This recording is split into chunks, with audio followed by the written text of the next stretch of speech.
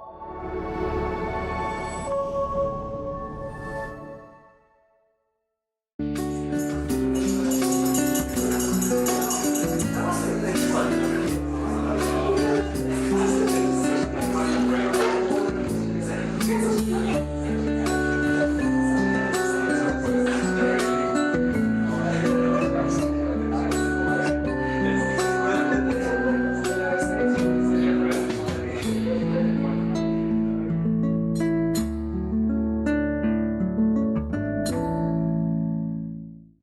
everyone, and welcome to Meant to Pause. I'm Kelly Coulter, and today we're here with my new friend, Peggy Bell, who has so graciously joined us, and we're going to be talking about something that I love to talk about, and that is the sovereign woman. So welcome, Peggy. Thank you. Thank you for having me. I'm really glad you're here. Thanks. You only know how glad I am. And so can you just please introduce yourself to the audience for us? Okay, thanks for having me. My name's Peggy Bell, and I'm an artist. I live in Victoria. I spent most of my life in Toronto, but I retired from a teaching career I taught art in high school to high school students, and now. Good for you, Peggy. Thank you. Now I have not quite full-time practice, but I spend 30 hours a week in a studio painting. And what else can I tell you? I'm 67. I'm definitely menopausal. Yeah. And I have a few health issues along the lines of arthritis, pain management mostly. So thank you so much for being here today, Peggy. Again, I'm really appreciative. Today we're going to be talking about the sovereign woman, which you are a sovereign woman. Yes. I'm getting closer to it. I'm 62, so I'm starting to feel like the effects of the postmenopausal experience. I'm just not at that. There's a couple of things that I haven't ticked the box of. Okay. So for the purpose of this definition, I'm going to have to read it to you because it's a bit long and I haven't memorized it. Okay. So a sovereign woman is a woman who claims self-rule, independence, and her own inner authority, and living authentically and in alignment with her true self rather than conforming to external expectation of conditioning. This concept involves taking her responsibility for her own life decisions and emotions and embodying her personal power without seeking constant external validation. And that is a feeling, if I'm not correct. Do you, like you are in it. How do you feel about this period in your life? I do feel independent. I'm very fortunate. Because I have a pension. Yeah. I have a means to support myself. I have a supportive partner. I am very blessed with my standard of living, which isn't super over the top at all, but it's very comfortable. I live in this beautiful city of Victoria. Oh, we are so blessed to near live nature. Here. Yeah. And my children are 32 and 37, so I don't really identify as mother anymore. I'm not mothering anymore. No. I am using time that I've never had before to do my painting. It's huge, eh? It's powerful. Yeah. Very time powerful. is the commodity that I think we kind of don't even pay close enough attention to at all. Yeah. We spend our days, I don't want to be a Debbie Downer on this, but we spend our most valuable time doing things that sometimes don't serve us very well at all. No. And I think that in this time of sovereignty, and I just want to narrow it down to, like, this is a time where we can really step into ourself, right? Yes, absolutely. It's empowering, and I don't think we talk about it enough when we are having the menopause conversation. I think we're very focused on the perimenopause Hmm. and, that brief period where you're past the perimenopause, you're in, some people say it's only a day that the menopause actually lasts, although most people would argue that. Yeah. But I this, still get hot flashes, oh, for yeah, example. I But don't. I don't have yeah, any of those symptoms, but we're not crone yet, no. and we are in our power.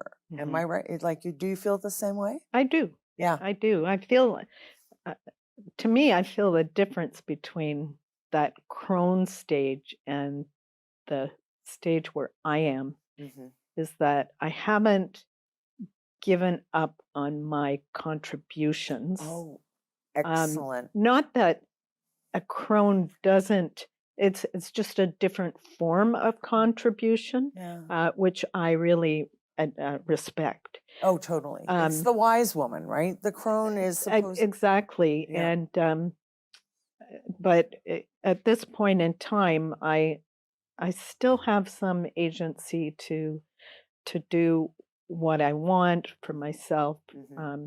for my loved ones, so much as I can. But they're on their own at this point, Yeah. right? They're not relying on you. So, And I still have ability. yeah. Yeah. Oh, Well, I've seen your art. It's fantastic, oh, thank right? you. Yeah. So you have like skills. Let's just call it that, right? Yeah, Creative passion. passion Yeah, a too, right? passion to do things. That's a big one Yeah, too, right? yeah. Yeah, I don't want to get into the retirement conversation too much, but Okay. I think it's really important to have the things that are going to sustain you emotionally Yeah. and spiritually. I don't know if that's the Yep. right word, Hmm. but that you have those outlets, or the, however you want to describe it, the Hmm. passion, I guess, Hmm. right?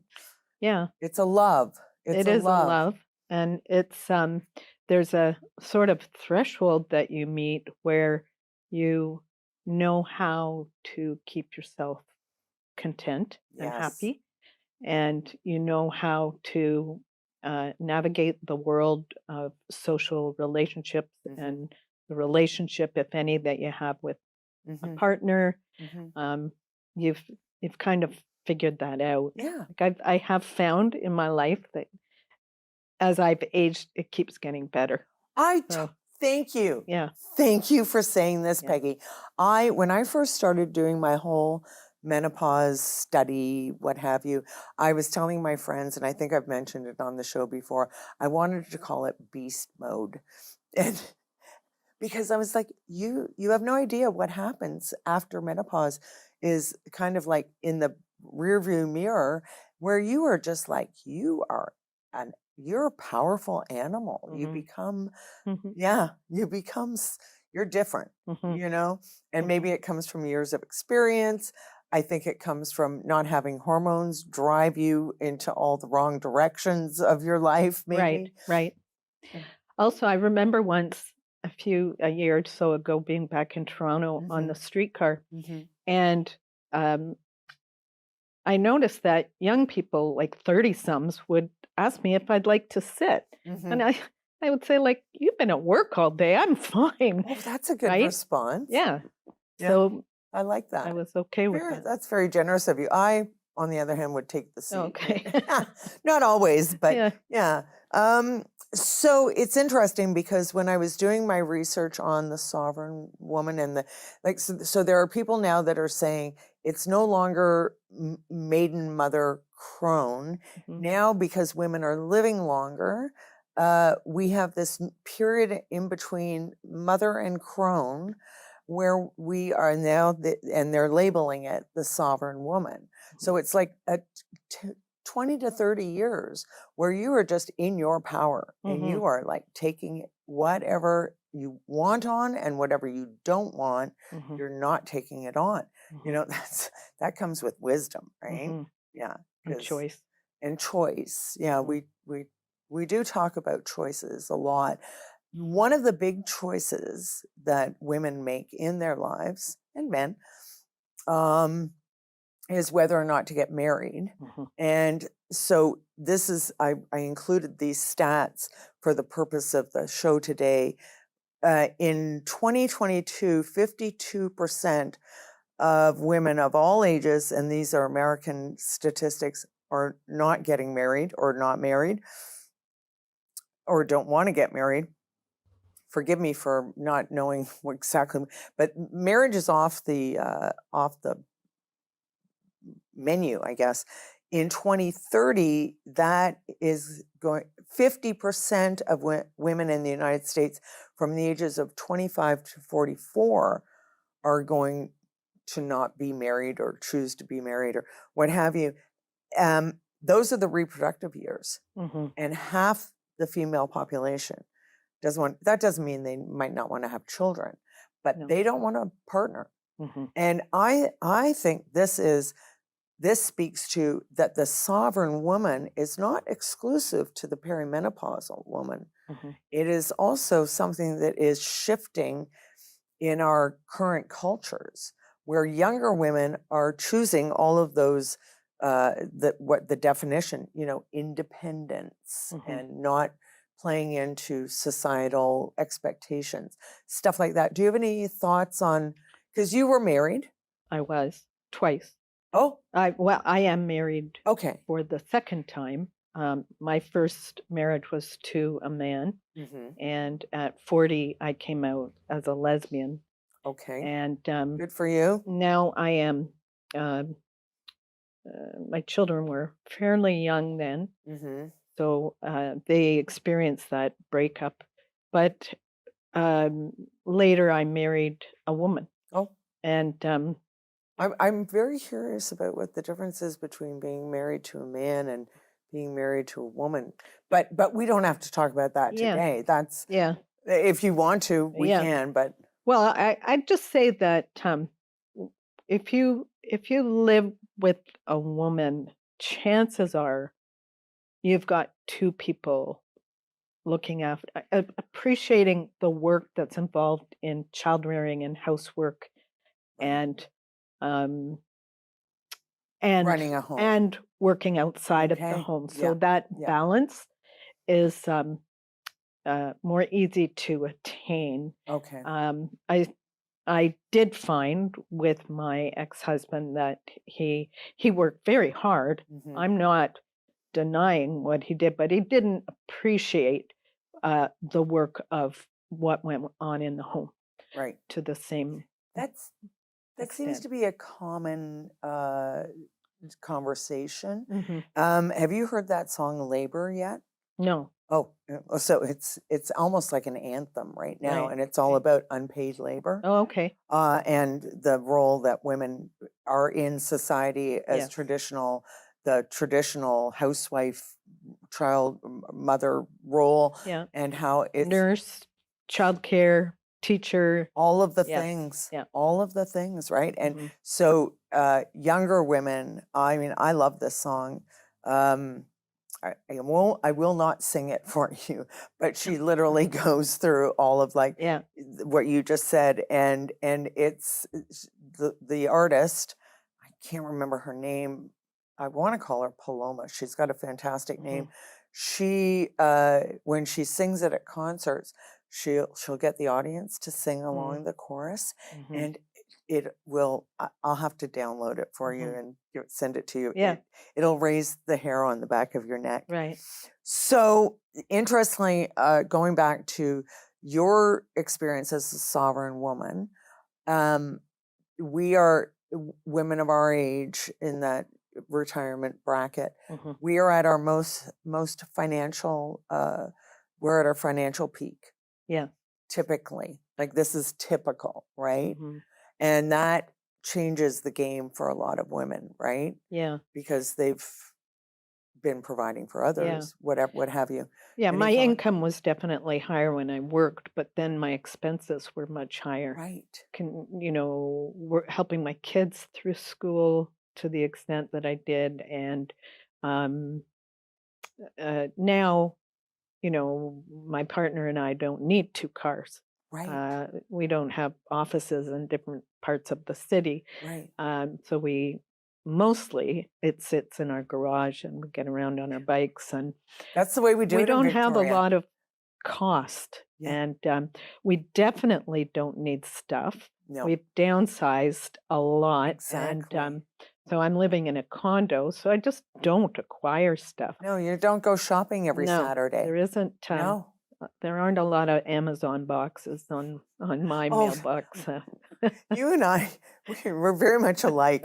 We're more if we're more financially savvy too, I think, as we get Mhm, older, right? We're mhm. not doing these crazy purchases that we may have done when we were younger. That's right. But And my mother-in-law, until her just before her husband passed away, she'd never written a check before.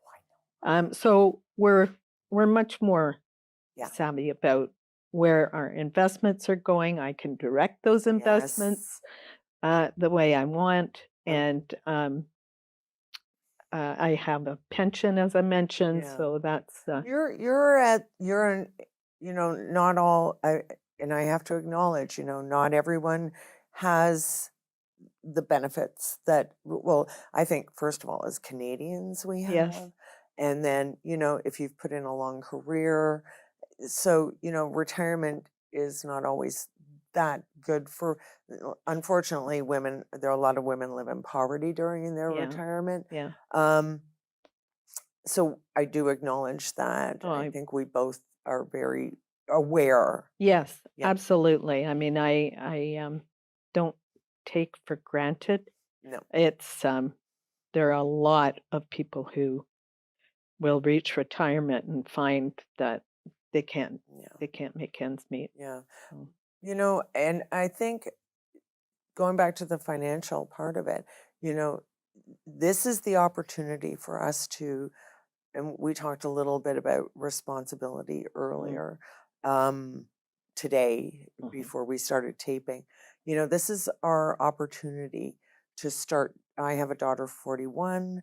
I have a niece 39, I think she is now. mhm, Teaching them about their financial future, if mhm. you will, because I I'm I was never taught much. No, I don't know if you were. no, I wasn't. And it was my partner who never had children Oh, and who figured out how money worked oh, at a much earlier age yeah, than me. I took the job and I was risk averse yeah, enough to take a job with a pension yes. because I knew that would be helpful.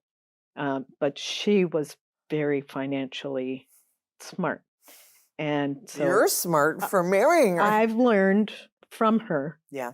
and it's been great. Oh, good. I'm so happy for you, and like uh, the learning, right, Yeah, and the becoming, and yeah. all of that. And can I say something? What's that? My 2 grown daughters Yeah. defer to my partner Oh, and talk to her. It's fantastic oh, because they don't want to hear it coming from me. no, Oh, you should, blah, blah, blah, blah. They don't hear that from me, no. but they'll listen to my Oh, partner. good. That's good. Second part of what happens postmenopausal for women is because of, and correct me, let me know how you feel about Okay. this. I think the whole menopause experience puts us in touch with our bodies in a way that we may not have experienced previously. And so health becomes more of a priority Mhm. in your postmenopausal years for a variety of reasons. Do you have any thoughts on that? Absolutely. I have struggled with arthritis since the age of 40, Oh, and I've that's a had a long. knee replacement and a couple of other surgeries. So I've learned that, if I keep my weight down, Mm-hmm, I have less to bear, mm-hmm, right? mm-hmm. For my joints to Yeah, bear. yeah. Um, as my brother-in-law, the chiropractor, said, motion is lotion. Oh, So keep moving. oh, I'm gonna write that down. Yeah, Motion is lotion. lotion for sure. That makes it sound more nicer. Yeah, keep moving. Yeah. Um, So I go to a gym, I Yeah. ride my bike, I try to stay active. Yeah. And Again, I've noticed this. yeah. All my friends are drinking much less. Oh, alcohol. Have and there was a certain point, like they sort of hit 60 Hmm. and they started to say, I don't really need to have wine every night, and it's not that good for me. It doesn't feel good. Yeah. And so that's happening too. Yeah, I've seen the same thing, and I think it also is very helpful that uh, I want to say Health Canada, they came out with some really good studies Yes. about the effects of alcohol. So even younger people are drinking less Yeah. too. Yeah. There's a real trend, Hmm. and cannabis being legalized now has Hmm. maybe changed things a little bit. Um, so yeah, the health part piece of it is that we also have more time Yes. to invest in our own health. Like Yeah. you were a teacher, so you weren't literally stuck behind a desk all day. No, but I was so um, I worked so hard, and my days were so long, Right? Yeah. and it was teaching is a relentless job. Yeah. People think, oh, you're only there for 6 hours a day. Well, try Ah, anyone standing up in front of the 25 yeah. people for 6 hours a day. And then you come home in the evening, you got a plan to Hmm. stand up and do Yeah. that talking. And then, um, weekends, exams, whatever. It's feast and famine for Hmm. 10 months of the year where you're working solid, and then 2 months your body's recovering Yeah. from that. Yeah. So Yeah. hard work. Teaching is I don't it's not only can be hard on your physical body, but also mentally. I'm assuming Yeah. it's quite a lot. Okay, I want to talk because we're kind of touching on it. Mhm. The financial security piece. I mentioned earlier um, that by 2035, 2/3 of global wealth will be in the hands of women. And this is for a variety of reasons.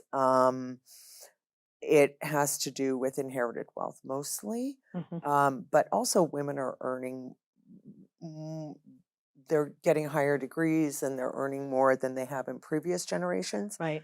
Um, but women are not saving at the same rate as men. Uh, that's partially because of the gender gap ratio with how much we are paid. Mhm. So we have work to do there. Mhm. Um, they also career interruption. Did you stop working when you had children? Yeah. Yeah. Yeah. I was not working for um, probably about a 5-year period, and then I was working part-time, Hmm. and I didn't I had to go back to university Hmm. after my kids were born, so I had to spend some time studying Okay. in order to become a teacher. Right. And so uh, I lost about 10 years requalifying and Right. raising my kids who were when they were very young. Yeah. Did they have spousal what is Leave parent leave? yeah. No,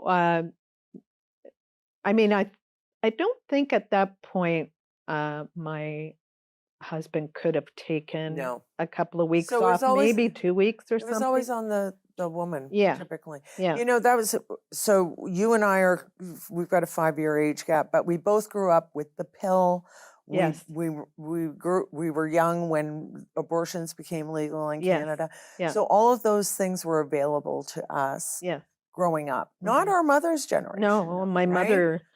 my mother had 5 children in 8 years, and her mantra was like, "You girls are so lucky that you have the birth control pill." Well, true. True, absolutely. I watched a documentary yesterday where they say that the pill is literally one of the best invention of all time. Mhm. And there is no question in my mind that that is true. Yes. Um, you know, but we're seeing a little bit of a regression right now, Yeah. unfortunately. Yeah. I I know that you and we've talked about this. I call myself a Jane Fonda hopeful person. I have a lot of hope for our next generations, for women specifically, right? But I am a hopeful person. I know that we have concerns for humanity. Yeah, for sure. There's a lot to be concerned about, and I actually have a lot of hope for men too. Yeah. I do too. I want, I want for men that they feel valued, and men are great. Yeah. I do love that my daughters are strong, Yeah. and they're independent women. You could almost say they're sovereign women. Yeah. They have agency. Yeah. They feel, although their lives are really hard work-wise, Yeah. they work very hard, and I feel for them because I see them working so hard, and the effects it's having on their health, which Right. is what went on for me. Yeah.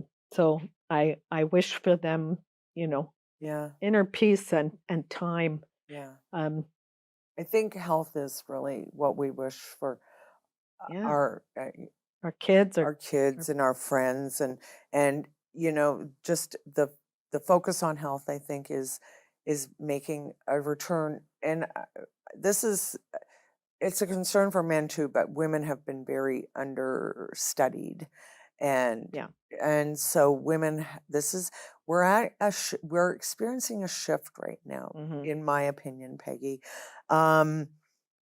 So on the health front, I think, yeah, the one thing that menopause has taught me is to really listen to my body. Yes. More so than I did in the past. Like I was invincible when I was in my 20s, and probably my 30s and 40s is when menopause hit, and I was like, who is that? I've never met her before. Right? Yeah. And now, postmenopausal, we have this period of grace almost, where we're able to move through the world with some more greater confidence, a little more financial, if not power, maybe knowledge is the better word to use. So going back to the hopeful piece, I think that as sovereign women, and I would like to hear your perspective on this, we have a responsibility to our younger generations. Yeah. Men and women. Yeah. Humanity, really. And maybe you could add. Yeah. What I have, my children may never have. And that makes me worried. That's an hear you. imbalance. That's not okay. That the pension that I have will not be the pensions that my children end up with necessarily. And there are so many, I don't want to get into political things, but there's so many forces that are trying to eat away at any of that kind of security that our parents and our generation had. And I mean, maybe our kids will inherit what we have. I don't want to be a burden financially on my kids. I don't want them to have to pay for my geriatric care. Right. But you're taking measures to circumvent that. So for me, hope is, I'm speaking directly about women, to women. I work primarily with women, about our responsibility for, the ones, the 7 generation almost way of looking at things. Right. And so, being that women are now again, this is for the first time in humanity. Like in 2035, when women control 2/3 of global wealth, that is a first, right? For sure. So when that time comes, we have to be prepared. We need to, well, we're organizing now. Like I know in my world, women are getting organized. Women are putting, and you talked about politics brief, like women are getting involved in politics more so now than they ever have before. Yeah. That's where you get your good policies, Yes. right? Yeah. On behalf of women and men. You know, I don't want to make this exclusively about women, but for this next 10 years, you know, I feel that the sovereign woman is, and this is an age group that I'm speaking of, but also it's a mindset, because there are a lot of younger women who are adopting this lifestyle or way of thinking, if you will. Right. I want to plant the seeds of hope, but also of being serious about your role and your goals and what you can do to help people get organized. Yeah. You know, you mentioned 7 generations. Yes. You know, there's the idea of 7 generations of it takes to heal trauma, for example. Yeah. So if in my time now I can be in a place where I am responsible for my own happiness, and I do everything in my power to ensure the happiness of my children and grandchildren, then yeah, the 7 generations that it takes to heal from trauma. And the role of family members is to live well within the family and do everything in our power, not to fix the things, but to respect one another and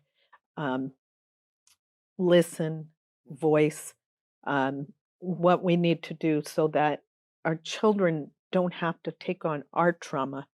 So true. It's mine to hold and to model holding.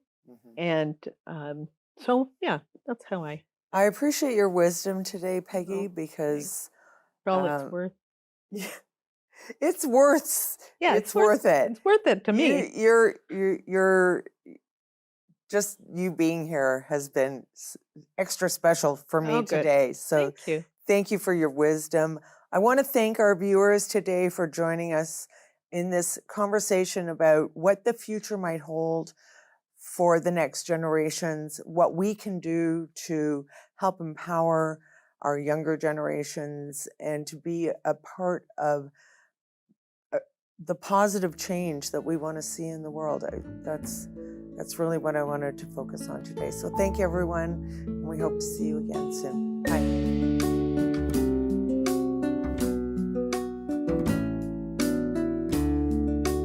Young people, like 30-someths, would ask me if I'd like to sit. And I would say, like, you've been at work all day. I'm fine. Well, that's a good response. Yeah.